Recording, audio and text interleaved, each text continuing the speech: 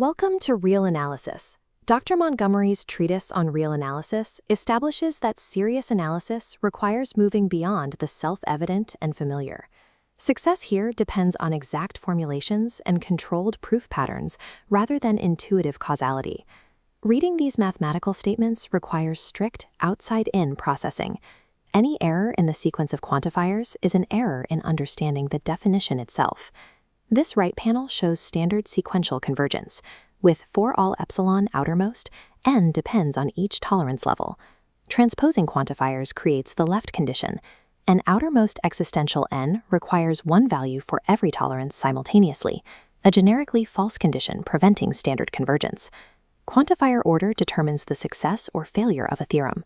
This arrangement separates uniform behavior from pointwise behavior, or convergence from divergence. Establishing a proof starts with a choice of method. If the route from hypothesis to conclusion is transparent, you use a direct proof.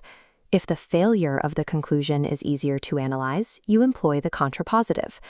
To prove that if n squared is even, then n is even, we can prove the equivalent statement. If n is odd, then n squared is odd. We set n to 2m plus 1.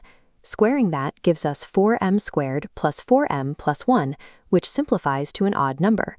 Contradiction is useful for exposing inconsistencies that a constructive approach cannot reveal. This method assumes the desired statement is false and derives a logical impossibility from that assumption. Consider the irrationality of the square root of 2. If we assume it is a rational fraction a over b in lowest terms, then a squared equals 2b squared.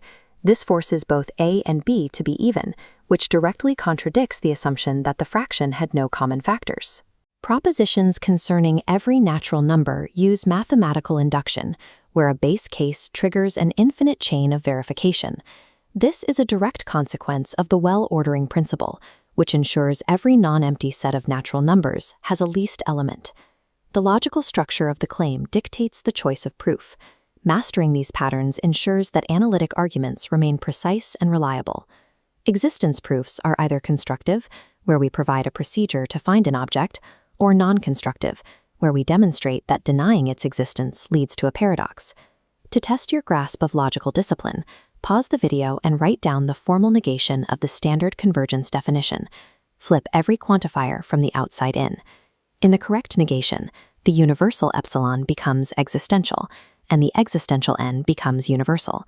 The final implication fails, resulting in a fixed tolerance that cannot be forced upon the tail of the sequence. Set theory provides the administration for these logical rules. We treat mathematical objects by their structural relations, such as De Morgan's laws, which govern how we manipulate unions and intersections. De Morgan's law states that the complement of a union is the intersection of the individual complements. Visually, the area outside both sets combined is identical to the region where the individual exteriors overlap. These set operations and quantifier transformations are the daily instruments of analysis.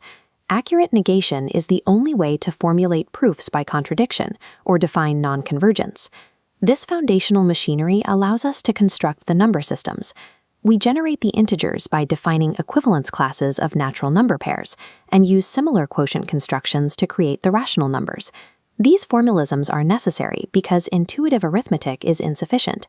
For example, rational numbers cannot express the diagonal of a unit square. These logical tools provide the structure needed to bridge that gap and construct the real numbers. Use this summary sheet to review quantifier dependencies, the proof method flowchart, and De Morgan's laws. This encapsulates the primary machinery required for the course. Practice these negations and proof structures. Once you have a disciplined working vocabulary, you will be prepared for the construction of the real numbers in Chapter 2.